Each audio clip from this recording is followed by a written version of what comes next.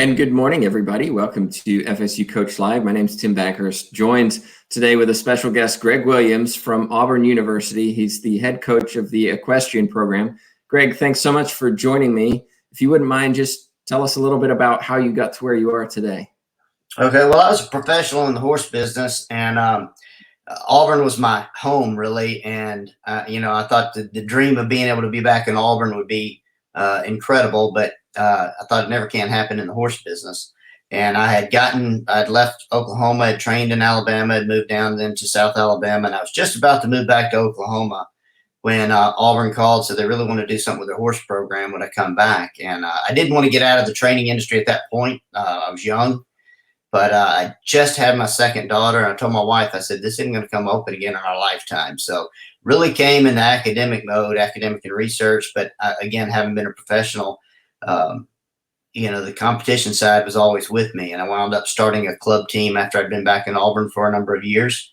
And I didn't know anything about Title IX really when I started it. I was just friends with the athletic director, and through a chance meeting, we were talking about these teams that I had started. And so then I spent a 6-year mission trying to make it a varsity sport, and we did.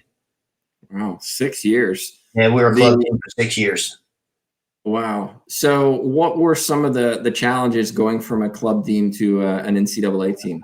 Well, there's a lot of challenges in doing that. I think one of the disadvantages we had is just equestrian was new on the scene, and a lot of people don't really understand equestrian. They're used to everything having a ball, or something that they can keep up with. And I told everybody my first goal was just to get equestrian out of the society pages and into the sports pages, and just get it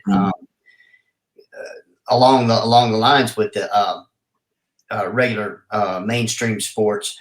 So doing that, just getting the recognition, and that's something that later on that I really used as one of my stronger pieces is following along with David Marsh. Had won 11 national championships here as our swim coach, 7 with the men, 5 with the women.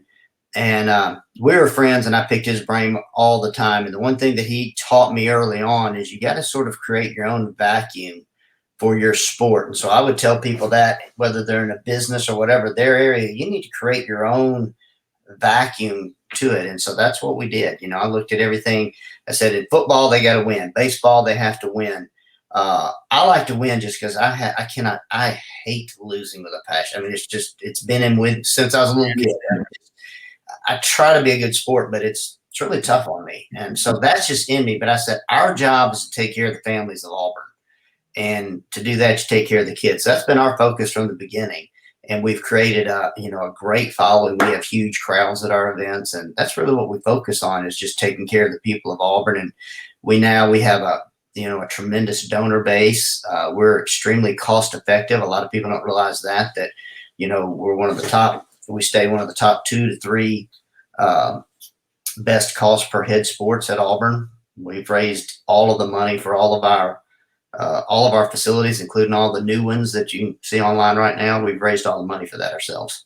When you say creating a vacuum, can you expand on what you mean by that?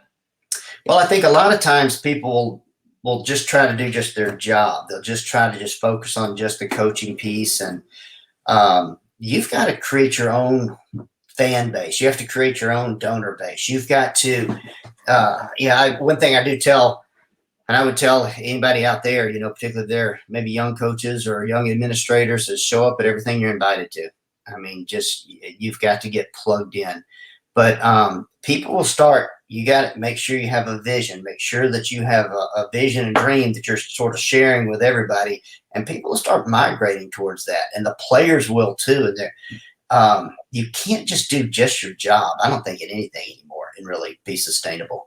But particularly in something that is as competitive as athletics, is you've got to really keep stepping forward with a big vision, and you just really kind of create a vacuum for your program, which brings in fans and money and the top recruits. And talk about recruiting, if you would, because you've won a lot of national championships now, and I think 2 back-to-back, right?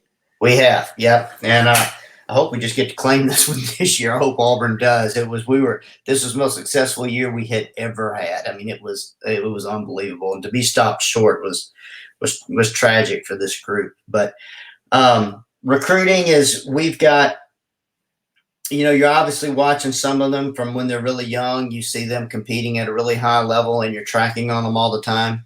The one thing in our sports that's a little bit different, I've talked with our track coach and he'll say, well, also depends on who they're running with, a slow track, whatever. I thought, crap, we're trying to, are they on a $5,000 horse or a $500,000 horse, so we're trying to really do a lot of comparisons and have they ridden a lot of different type horses.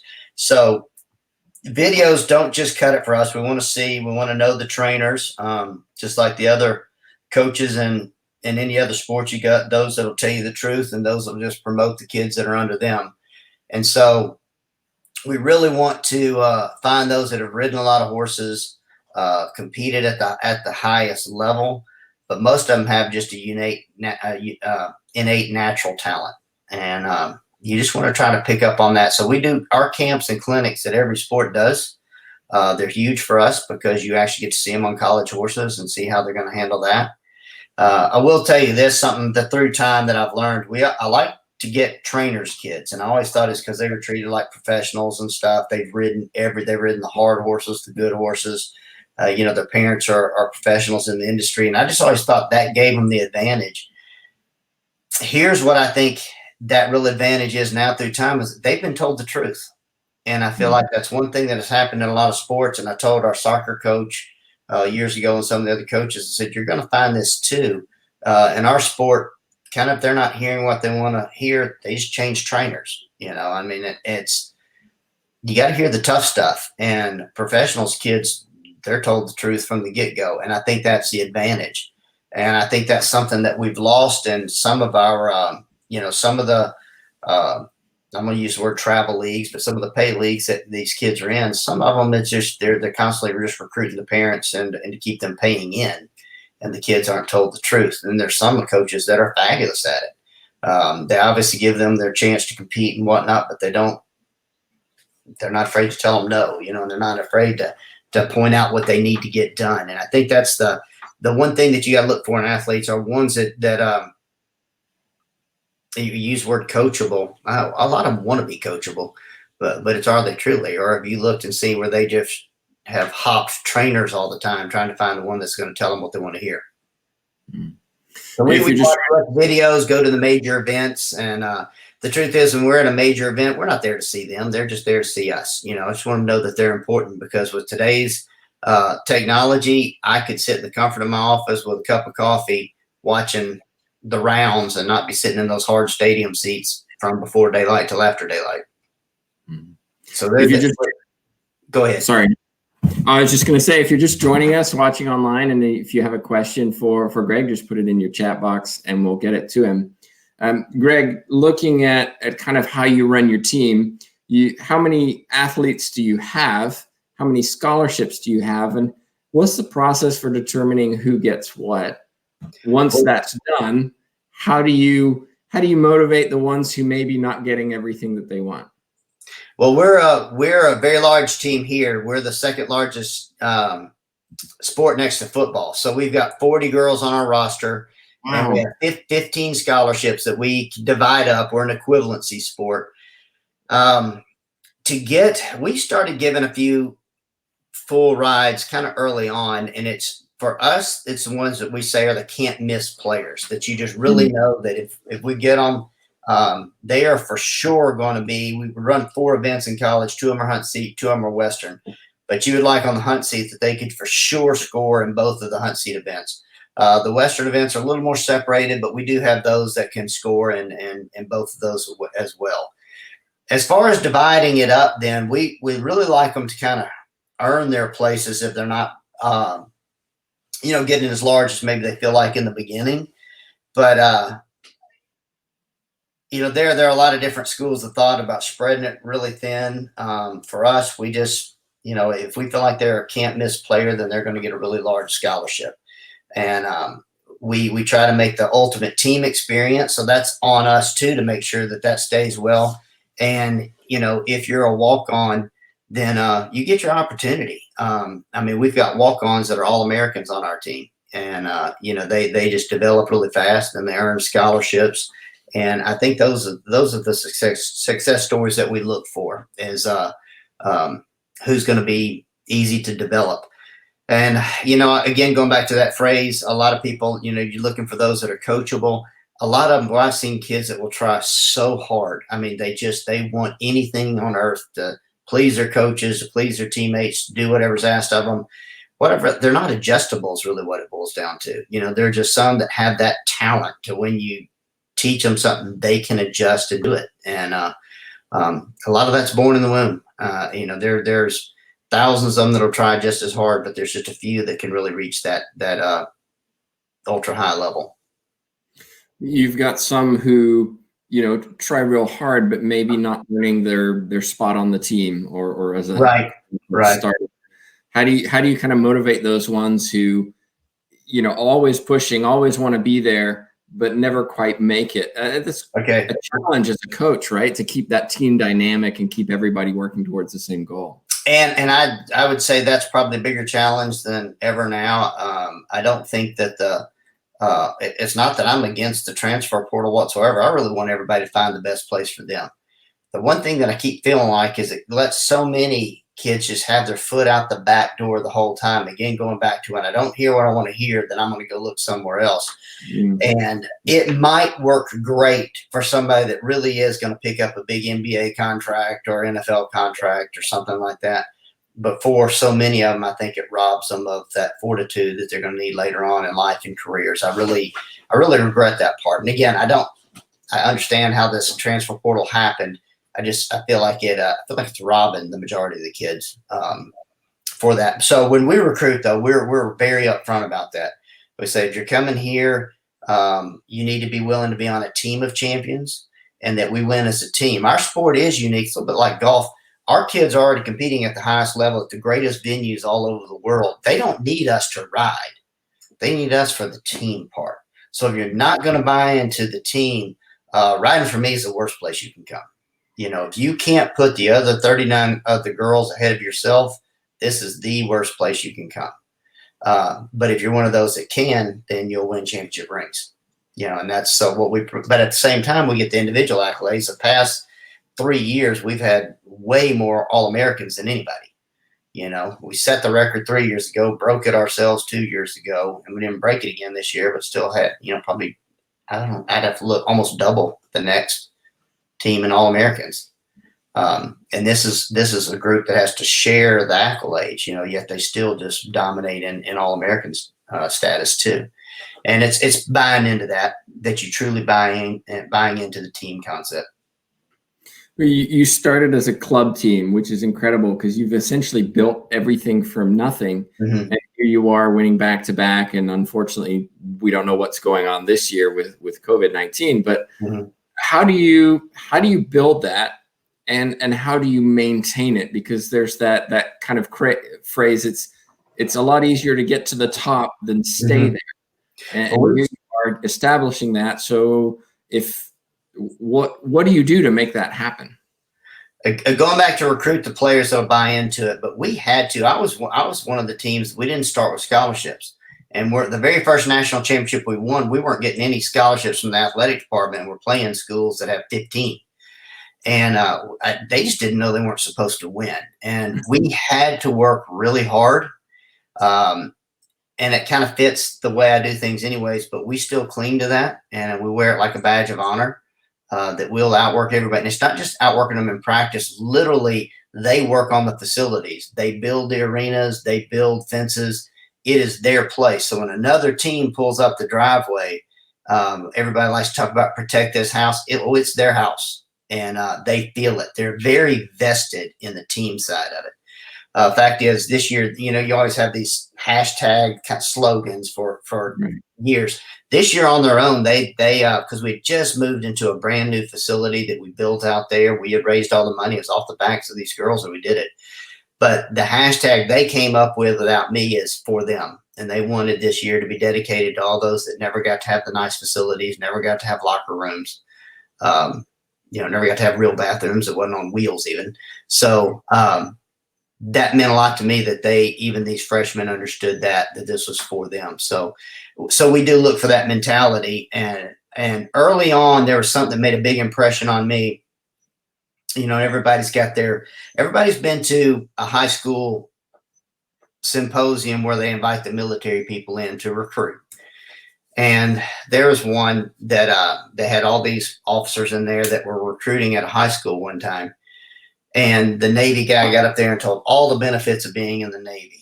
The Army guy got up there and told every benefit of being in the Army and went through the Air Force. The last one to get up and speak was a Marine, and he wasn't as polished as other. He looked like a drill sergeant, and he just walked up to the microphone. He just said, "Not everybody's cut out to be a Marine. Those of you that are, you know who you are. I'll be in the back of the room." He got covered up with people. And I won't ever forget that. And I thought people want to be challenged and measured. Now it's a little bit different now. I used to use that heavy. I just put the bar up here and challenged people. Now I feel like you got to have a little bit more reason, and there's a little bit more, what happens if I do that. So you got to move them up there. But the athletes today, if you can reach them, the best thing about them, they're more talented than they were years ago. But they don't just immediately run through a brick wall because you challenge them anymore, so that piece is different. But I still recruit a lot, still with that mentality of if you come here, you're going to be challenged, and whether you're really going to be good enough to fit on the team side or not. And most of them want to know if they still have it. So instead of just laying out, we're going to give you this, we're going to give you this, we're going to give you that, we're going to say, if you can do this, then we're going to win championships. So we find those that like to rise up to a challenge. Instead of telling them everything we're going to give them. We were talking a little bit before the show just about how coaching has changed over time. How do you, as a coach who, as we age, become disproportionately more and more distant from their ages, how do you stay relevant in their kind of culture? All right. First off is you always hear about surrounding yourself with great people, and surround yourself with people that are better than you. And you have to swallow your ego and do that. I mean, you want to hire coaches that are better than you. You want to hire people that are smarter than you. You want to hire people, like for me, really important to hire people more organized than me. So you've got to be able to do that. And I like then to lean on and listen to all the time younger people. So, like there are people in here now that are college age, I'd love to be able to pick their brains right now through this show and ask them questions. I do try to go a lot through my assistant coaches or even my director of ops or graduate assistants I might have. And I try to learn from them all the time. I like the results, and it doesn't have to be my way at all. I still think that there's a way that I still have that influence. I still think that the original way we did with Equestrian, well, obviously if they, did the hashtag on them for them, they kind of still get all that part. But we've still got to measure. We've still got to come down and meet them from, how they were taught, how they grew up. I mean, their paradigms, how they grew up were different than the first teams that I coached. And so I rely a lot on studying young people. I still believe everybody likes to talk about, well, they're soft now. And one of the great players I became friends with, his name's D Ford. He's a professional football player now. And he is, built beyond belief, tough guy. And when he was playing at Auburn one time, we were just talking, and he was just talking in general about how things have changed. And he said, you can't holler at us players anymore. He said, we're soft. We won't respond to that. I thought, holy smokes, when D Ford says that they're soft, you better pay attention. And because he's anything but, I think. But I did take it to heart then. It's just, you just got to mellow down. I don't coach at all near as hard as I did early on. But again, I think they have another set of circumstances that's harder on youth today than it was for me and the kids right after me. I think they come up under tougher circumstances. They're scrutinized beyond belief. Everything they do is liable to wind up on a video somewhere. I think the stress that phones have added to my life has surely got to add to their life. And I couldn't quite figure it out early on. And this is just my opinion. Nobody's told me this. probably ought to be a good study. I couldn't figure out why are phones hurting people so bad in my point of view. And I thought it's because we don't let them grow up enough. I mean, I couldn't call anybody when I needed something. I didn't, I had to figure it out. I had to make a decision. And now I watch kids just turn around and call their parents over every simple thing, like filling out a meal plan, and or we're asking, well, no, we can do this. I mean, how often do you eat in the cafeteria? I don't know. I'll call my dad. Your dad doesn't know how often you're eating at the meal table, but it's just this automatic to have this link. And the first thing as a parent does is we want to answer that question for them. And so I started telling parents I said, this is just my philosophy. Quit answering the questions. I said, but understand one thing. It's going to cost you time and money when you don't. But that's our job, but they're going to be better prepared if we'll let them. I mean, I do believe that the young kids coming through now are smarter, probably can be more creative if we will just let them fail and make some decisions more. Then there's just going to be an unbelievable group compared to us. We have a couple questions that have come through. We'll start with one. It's Amy Owen Center says, how important has it been for Auburn to have an NCAA equestrian team? And would you share with FSU the reasons why they should strive to have a quality team as well and shoot for NCAA in particular?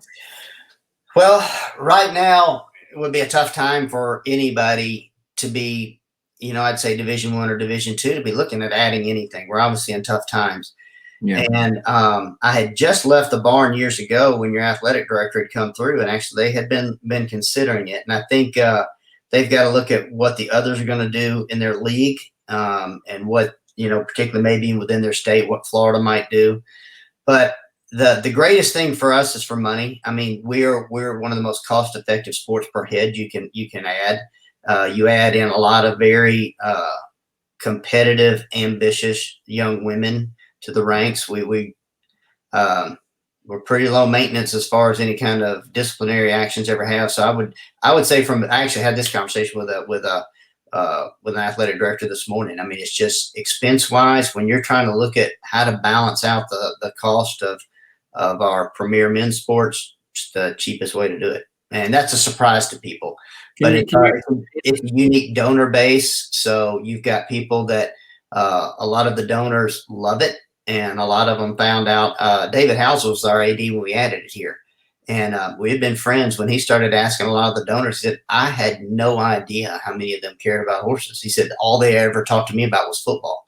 He said, I started mentioning equestrian. He said, they lit up. I found out they all had horses. They had, used to show. And I think, but then there's a unique set of people that have donated to Auburn now that never would have given a dime otherwise without this team. So, I mean, it's a surprise to people, and they found out it's over $100 billion industry in the U.S.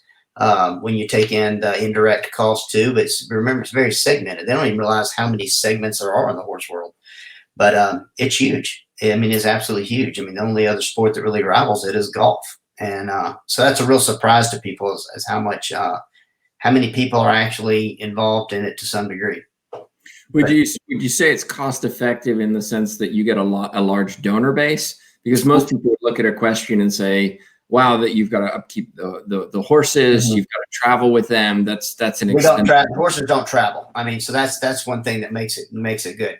There's two main pieces. Number one, we're undersold, and we know it. Everybody looks at it, looks like a really blue blood sport. They're the hardest working athletes you can do. I mean, our coaches actually send players out for disciplinary issues to come work for me out there at the barn, and they do the same work our girls do all the time. So there's a lot of work involved in it, so that we take care of ourselves. So we probably are undersold, but the other piece is that there is an outside donor base that brings in a lot of unique money that doesn't happen at other places. But we've got 40 women on our team. So there's a way that you can handle large rosters, and that's not even large by some schools. Some schools carrying 65 on their roster. Mm-hmm. So when you're trying to, Title IX is a real issue, but when you want to have something that's meaningful, that these girls want to be around their passion, they want to be around their sport, and they may not all be in the starting lineup, but they're part of a team and they're still with their horses. So it's a sport that can keep them engaged, still carry large numbers. And and in meaningful numbers. They're not just fluff, but they actually have a place on the team. So I think it's from a business side, it's really good. But it's also really good just because of the alumni base that you'll have afterwards, and some of the unique donors that come in with it. Tyrone McGriff asks, what suggestions do you have for a high school athletic program that's trying to build an equestrian program? That would depend on where you are. The IEA is probably one of the larger ones right now. You're going to need to have most likely the easiest thing is having a barn nearby that's going to be very supportive. The one thing I would say is when you find that is get around some people that can think big and look at programs. They can come visit with me in Auburn. I can show you exactly where we started our team with me and 5 girls and nothing out there. And you look at where we are now, but we just kept dreaming and working. So you're going to have to find somebody that's going to think not just for the next year or two, but is going to stay in it for the next 5 or 10 years and help you develop the program. Another question is from Wendy. Are NCAA Division I equestrian teams at risk of being dropped by athletic departments because of the financial losses colleges have sustained? Oh, I would think that's a huge, again, I had that conversation with somebody too. At Auburn, we're not the sport that be talked about again because this is good we're good financially. I would say, my biggest fear would be some of the men's sports, but it's not just because of the COVID-19 going on now, but we have let it become an unsustainable model. And I wish probably ADs could come together, and we all know that football pays for everything, and I don't begrudge football of that, but we need to quit being in an arms race over every single sport, where it's all measured by how many charter flights are you getting, and that puts each coach in that position too. Is I would hate to think that we're losing opportunities on the men's or women's side, either one, because we are a huge part of the academic model, and I do think that's a segue is that we didn't do a good job of promoting that years ago. What a huge part of the academic program that we are. But I would say that we had let ourselves come into an unsustainable model. Particularly, a lot of the mid majors are really struggling right now. And now with the burdens of what's going on now, I would say that there could be sports being dropped this year. I think definitely you have an opportunity to justify your position when you have 40 athletes coming to Auburn. Creates a lot of student revenue as well. Right. Well, we're sitting pretty good, but I do worry about a lot of sports across the country, and I do wish we had done a better job of promoting what a big part of the academic side we are, and we've sort of let all the other titles get in there, the name, image, and likeness being the bigger one right now. That probably doesn't sit well with a lot of people. On how does that tie into the academic nature of our universities? Right. Another question came in from Jim, and he says, "Has there been any research done for equestrian programs in regards to helping persons with disabilities?" I don't know how that is playing into the NCAA format. We just actually had this conversation the other day, and it was about a rider with one arm. Certainly in the club sports, there's a lot of opportunity for that. The NCAA, I guess the biggest problem would be is would they still be able to compete? Would they keep you from getting fired, if you start losing? So they still got to be able to compete at the highest level if they're going to be in the NCAA. Now, if there are a lot of programs that are, and I'm going to use the word therapeutic riding programs that are unbelievable. And they are gaining momentum everywhere. We helped to get one started locally at Auburn. We don't have one formally at Auburn, although that has been batted around too. We're actually looking probably foremost, we're doing kind of a program with our veterans right now. And just the amount of, what they actually, one of them told me, he said, I appreciate the riding. He said, but it's the cold hosing that I really like to do. So you literally just hold the horse, on one of them that's rehabbing from an injury, And he said, I just remember how much better I felt when people took care of me. And he said, that's my favorite part. And he said, when I was doing that, and this one horse just laid her head on my shoulder as I was cold hosing her. And I thought, there's so many good things like that. But we have seen that is a good question. We have seen tremendously positive things come from horses. Will Rogers said it, and others have said it too, but he said, the outside of horse is good for the inside of a man. And so there are great, great attributes. Plus, then if you take those, particularly like with disabilities with legs, my wife worked with one of those students years ago and postponed him from a wheelchair years later than doctors ever thought would be possible. And it's just because those horses could mimic that motion and force that motion that nothing else could do that. Yeah, that is neat. I think at our level, they still have to be performed at the NCAA level. But are there opportunities for disabled and horses? 100%. And there are some studies out there right now, like for PTSD, that they're saying that horses are the #1 successful program that they found for treating that. They're special. So I would love to be able to open that up more and more.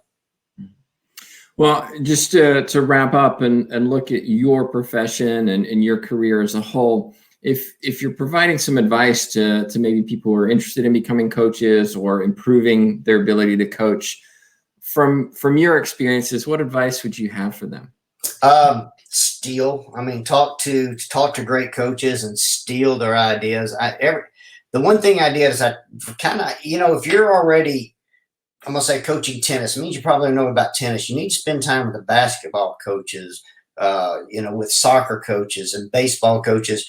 Really pick their brains. Some of these large programs, the amount of influence, if you trail all of the coaches that they've come in contact, even indirectly, it's unbelievable the resource they are. So that's one that I picked brains just without mercy, and I still do. So I say that become a big thief. Read. I love to read. You can get a lot from reading. Here's the one thing I want to caution you: when you're picking great coaches' brains, when you're reading about great coaches, do not just try to do that. It's going through you. You got to be you. The biggest mistakes I've made is when I try to be something that I'm not. Don't do that. If you'll just continue to get better, just let it flow through you. Everything that you're taking from people, you'll implement it in your way. Just don't try to become somebody else. That backfired on me big time when I would try that. So be careful with that. Be really careful with that. Do you have, you mentioned books. Do you have a specific book you could recommend? I was thinking about that. Here's what I think about books. Find some styles that you like. I like bullet points. My wife reads literally everything. She starts with a copyright page and reads everything. I like ones that have bullet points in there.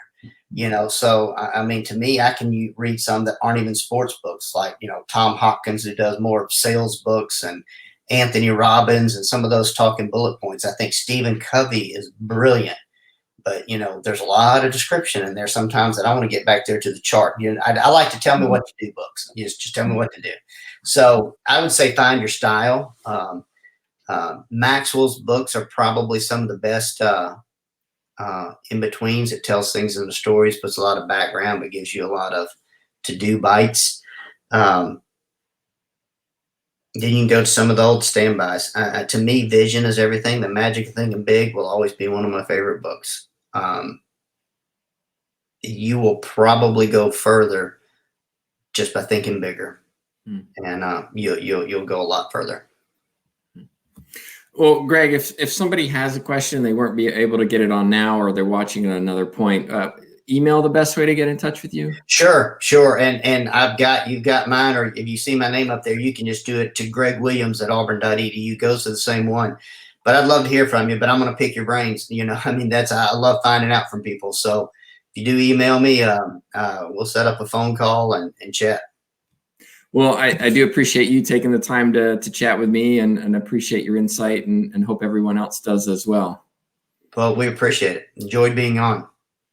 Thank you. And just a reminder, if you're watching, coming up tomorrow, looking forward to this one, Jacoby Smith. He's an All-American college wrestler, just finished his collegiate career, and is now transitioning into being an MMA fighter. We'll be talking to him tomorrow. So hope you join us tomorrow, 11 a.m. Eastern Time, to talk with Jacoby about his experiences in wrestling.